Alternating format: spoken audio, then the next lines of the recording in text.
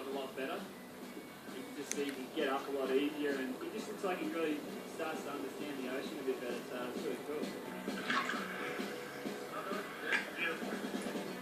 It is quite scary because you know there are sharks out there and stuff, and like that is a surfer's biggest fear. I remember before when we were out in LA the once we were swimming along and out of nowhere this thing just jumped out of the water. It just happened to be a dolphin, so it was okay, but when you first see something big and grey jumping around, you're like, well, I'm getting myself out of here.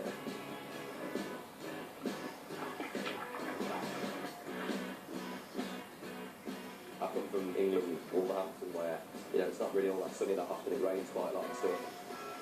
Being able to come out here in Australia and so far away from home and stuff and experience all like these sort of views and stuff, and like being in the sea, it is so nice and beautiful to do that, because I mean I never got the opportunity to do anything like that before.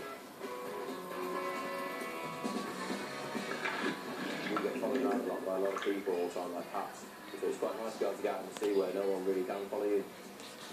I'm quite a shy, quiet person when I'm not on stage and stuff, so I do like my own time, and it's just nice to be able to get out there because it's so peaceful and stuff. You can just paddle around a bit, have some fun. It doesn't really matter what you look like or anything, and you can just have a good time. And that's why I think I like it so much, because it's just a bit of an escape.